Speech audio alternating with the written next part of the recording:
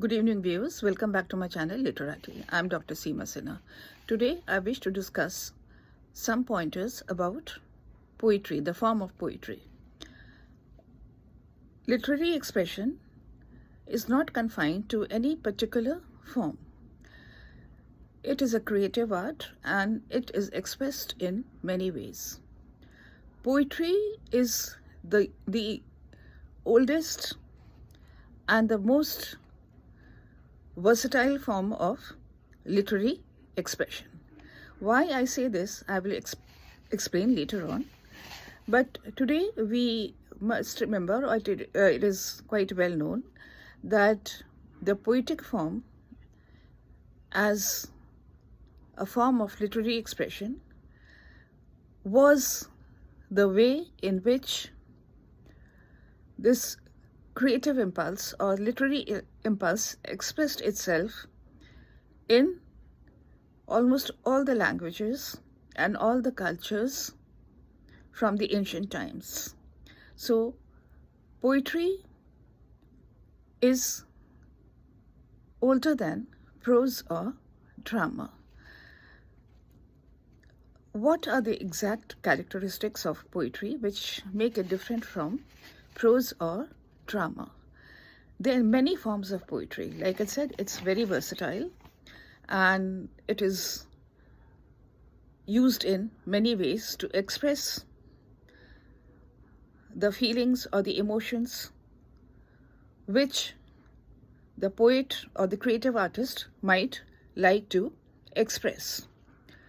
Some of the very obvious qualities of poetry are that it has images, it has symbols, it has metaphors, it has figures which have a symbolic meaning, and these figures can be drawn from anywhere, from myths, from mythology, from nature, from imagination, and all these ideas or these feelings and these emotions and these symbols or images and figures are expressed in a rhythmic language.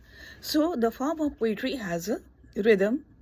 It has a almost, in some cases, a very, very musical rhythm. There are many different forms of poetry, and like I said, poetry is more versatile than prose or drama. The basic form or the most obvious form or the most obvious term to define a poem or poetry is that it is a lyric. Lyrics can be again of many types, but there is something about each different type of lyric which makes it unique or gives it a flavor which is individual, and so it is easy to notice the characteristics or define the general qualities. So let us take what exactly lyric as a broad form, as a broad term means. It is used, a lyric generally means that it expresses emotions, a state of mind. It is subjective, it is musical, and it has a rhyme scheme. A pure lyric is shorter than other poems. A lyric can also be informal, which makes it different from the other forms like of poetry, like ode or a sonnet. A lyric has a very musical quality. It can be very informal. One example of a lyric which is very famous and which embodies all the qualities of a pure lyric is Robert Burns' poem, My Love is Like a Red, Red Rose. It has an easy speech, and it is very, very musical, and it expresses the poet's idea or emotions or his state of mind. Other forms of poem are odes, sonnets, dramatic poems, narrative poems, elegies, ballads, and romantic poems. Now, I will take these different forms one by one and with an example, just give a very, very basic and a very general idea about that particular form of poetry. Let us take the example of ballads. Ballads are again of two types. One is a ballad which is almost like a folk song, and it is usually oral, passed down from one generation to another. These kinds of ballads were often sung from the medieval ages, accompanied by an instrument, and they were traditionally passed down from one generation to another. And they talked about historical figures, legendary figures, or general romantic stories which were handed down or which were a part of the folklore. There are many lyrics, many ballads which talk about, legendary lovers or about the great deeds of great figures.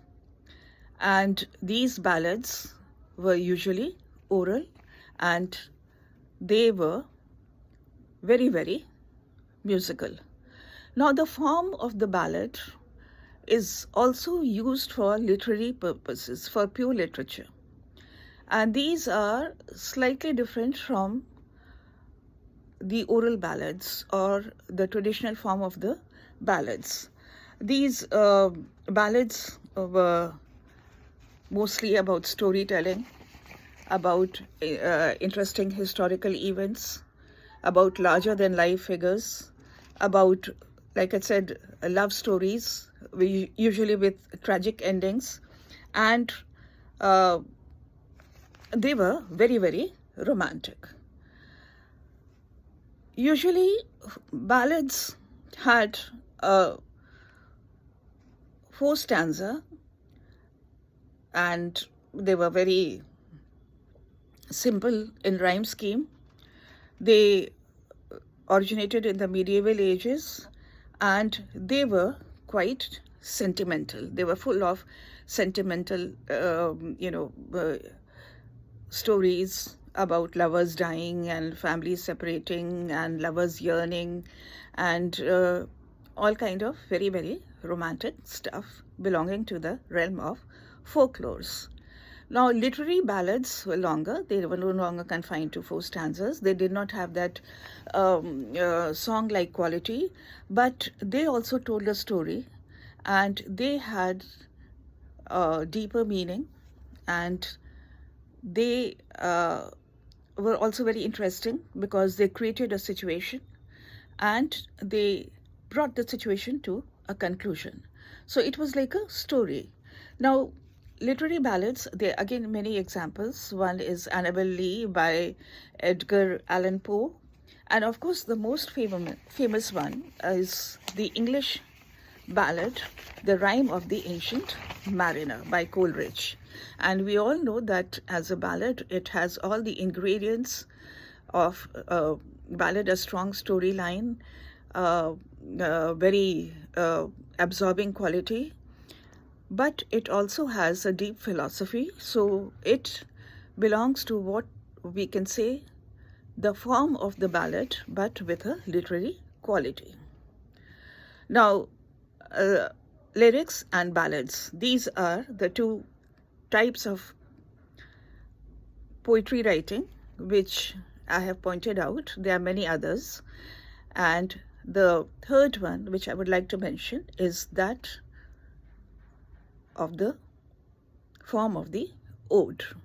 Now, ode, what differentiates odes from lyrics or dramatic poetry or narrative poetry or plain lyric or a ballad is that an ode is very formal. It is addressed directly to an object. It has a very elevated style. It has, of course, a very sophisticated rhyme scheme. It glorifies an object or a person. It is very symmetrical and perfect in composition.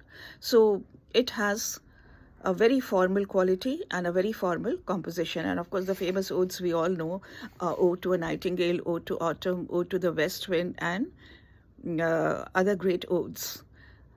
Ode is a very refined kind of poetic expression. It is very, very symmetrical and very sophisticated in emotion and in presentation. Now, another form of poem, which are again one of the most important poetic forms, are the sonnets. We all know about the Shakespearean sonnets. How did the sonnets come to the English literature? They came in the 16th century with the influence of Greek classical literature, which brought in the Renaissance. Originally, these sonnets were known as Petrarchan sonnets, and they were the Petrarchan sonnet means little song. So it originated from the Italian word sonetto, and it means a little song. It came from during the Renaissance with other influence of classical literature on the English consciousness, which brought about Renaissance. Thomas Wyatt and the Earl of Surrey, these were the two poets who made the sonnet famous in the 16th century England, the period of Renaissance. They were great sonneteers, and the form of sonnet became very, very popular in the 16th century, in the first half of the 16th century, before the coming of Shakespeare. And these sonnets are in the 16th century itself. About 4,000 sonnets were written by these enthusiastic poets, these sonnet writers. And then when Shakespeare came along, he used the form of sonnet. We all know the famous sonnets. My love is like a shall I compare thee to a summer's day, sonnet number 18, and his other sonnets addressed to the dark lady. And we know that Shakespearean sonnet is in a class of its own. It is a sonnet which is different from the Petrarchan sonnet because it has a different rhyme scheme. The Petrarchan sonnet was stiff. Shakespeare made it more flexible, and he created another touch, or he gave it another touch. That is, the Shakespearean sonnet, the 14 lines were followed by a couplet which sort of threw a fresh light on the entire 14 lines which had been written before. And the Petrarchan sonnet had a rhyme scheme. Like I said, it was more stiff. It was pretty. It had a pretty rigid form, and it had an octave and a set. It was in two parts. The octave was 8 lines, and set was 6 lines. The rhyme scheme of octave was A B A B A A B B A. Set was C D E C D E C D or C D C D C D. So this, and they did not deviate from this Petrarchan sonnet structure, from this rhyme scheme. But Shakespeare was too great an original a genius, and too much of an individual in his approach towards creative expression, and he created his own sonnet form, which is known as the Shakespearean sonnet, which is very flexible, which has a twist in the end, and the rhyme scheme of his sonnets also different. A B A B, C D C D, E F, and the final 2 lines G G. The extraordinary quality of Shakespearean sonnets is that the last 2 lines, the couplet at the end, it creates a new kind of focus on the entire 14 lines which have been written before. There are other, we have discussed lyric,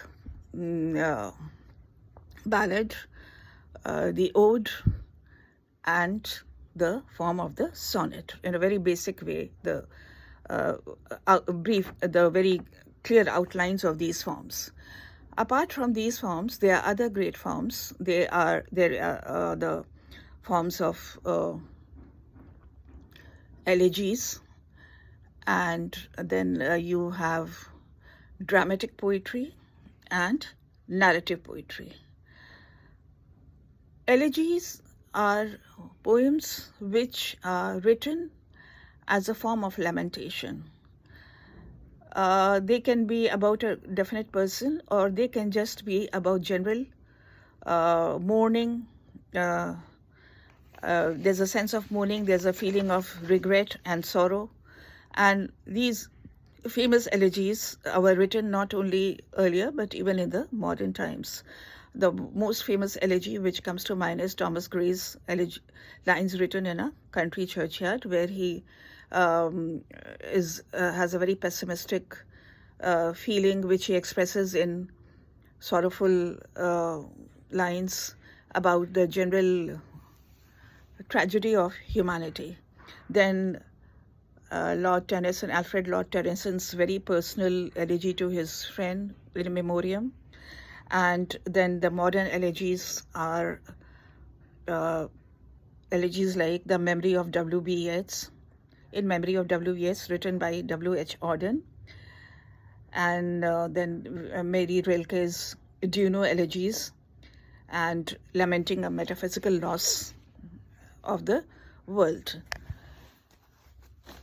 Narrative poetry. Narrative poetry is generally, as the term expresses itself, it is a narration, it is a sort of a depiction, it is a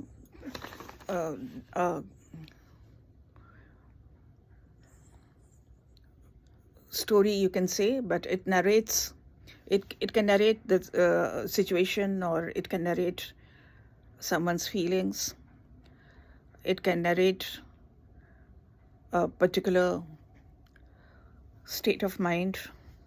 But a narrative poetry, as the term tells you, it is a narration. And these narrations, like My Last Duchess, we can call it a narrative poetry. The Charge of Light Brigade, we can call it a narrative poetry. Any poem which tells you about a definite situation. In fact, the lines between these different forms of poetry are not very rigid. And the Rime of Ancient Mariner can also be classed as a narrative poem. These forms are fluid, because poetry as a form is very, very versatile. It is much more versatile than prose, like I said. And prose is, of course, came much later than poetry. In all ancient classical literature, we had poems in the form of epics. You go back to Greek classical literature, and we had Iliad and Odyssey. These were epics. In Sanskrit literature, Ramayana and Mahabharata are great epics. They can also be classed as narrative poetry or dramatic poetry. There is a dramatic poetry, form of poetry which can be classed as dramatic poetry, because it creates a situation, it has characters, it has a storyline, it has a beginning, it has an end, and it has conclusion. But it is in the form of poetry. And we know that all these great epics meet all these conditions. They have narration, they have drama, they have characters, they have dialogue, they have a story, and then they have that particular beginning and that particular end. And many poems like My Last Duchess or The Rime of the Ancient Mariner, they can all be classified as narrative poetry and dramatic poetry, both. Now, dramatic poetry has another form. That is, many plays are written in the form of poetry. Shakespearean drama, the drama of the Shakespearean age of the 16th century was all in verse. They are also known as verse dramas. If we come to Sanskrit literature, Abhigyan Shakuntalam or Meghdutam, they were all verse drama because all the great epics are written in the poetic form. And prose was, as a form, was unknown at that time. Prose came much later, as we all know. In the modern times also, T.S. Eliot, in his Murder in the Cathedral, he has used it. He's used the poetic form in his play. So these are dramatic poems. They have dialogue, they have characters, they have a plot, and they have a story, and they have a beginning, and they have an end. So dramatic poetry is also a form. Then we have what are known as storybook poetry. Many storybooks are written in the form of poetry. This is just a attempt. It is not the proper form, but there are many stories which are written in the form of poetry, and these are mostly aimed for children. Usually we will find that many times we do find that these poetic forms are used to simplify the story of the classics or the epics and to make it simpler. And these poetic forms are poetic books, rather. They are meant for children or for people who might like this form. Poetry actually is a word which comes from the Greek word poesis. And like I explained to you, poetry is an ancient form, and it has existed as long as, or as far back as men learned to express themselves in the form of writing. And it seems that it came naturally to them. In fact, we all know that India, the verse form was the original form, and prose writing only came with the English language. And then, of course, once the form of prose was popular, then all other forms, it became the preferred form of literary expression. So it's very interesting to see how poetry, or the form of poetry, has taken different directions. It is just like prose or novel writing, which has emerged or evolved into different forms of writing: short story novels, dramatic novels, picaresque novels, romantic novels, mystery novels, science fiction, and whatever. But poetry, we choose to understand it. We cannot demarcate different lines or different boundaries. They all merge together, except certain forms which have their definite characteristics, like the ode and the sonnet, which follow a certain technique, and elegies, which express a certain kind of feeling, and ballads, which were originally a part of folklore and folk songs, but emerged into the literary form. And there's a difference and then, of course, dramatic poetry. It can be in either poetry which have a very dramatic quality, like The Charge of the Light Brigade, or it also denotes drama, which is written in the poetic form, Shakespearean drama, or in the modern times, T.S. Eliot's using that verse drama, that form, for his Murder in the Cathedral. These are the formal ways in which poetry has expressed itself. Apart from this, there are other very informal and very colloquial and very, we can say, very popular also, and with a certain quality which makes them very, very different. And it is not to say that they don't have any literary value. they have a literary quality, and they have a certain uh, interesting aspect about them, very interesting in fact, but they are not considered refined forms of expression. They are doggerels and limericks and parodies, and that can be discussed. I will discuss it next and what their characteristics are. Many poets like to express themselves in that form. Other experimentations have also taken place, and many forms like the heroic couplets, and they are very, very popular. The free verse, blank verse, all these are the different patterns which are used. Kind of a very biting and form of ridicule, we can say, kind of general irreverent attitude, mockery, and criticism was also used as a feeling in a particular kind of poetic form, which was known as the satire. The satire was sophisticated and polished. Later on, it became crude and it degenerated into lampooning and parody.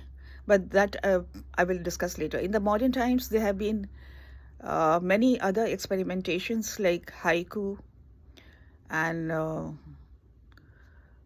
limericks have always existed, but haiku is a new form, palindrome. All these are the various forms in which poetic feeling can be expressed, because literature is always growing, dynamic. It expresses itself in many beautiful ways. And a lyric, for example, "My love is like a red, red rose," is as enchanting as Shakespeare's "Shall I compare thee to a summer's day?"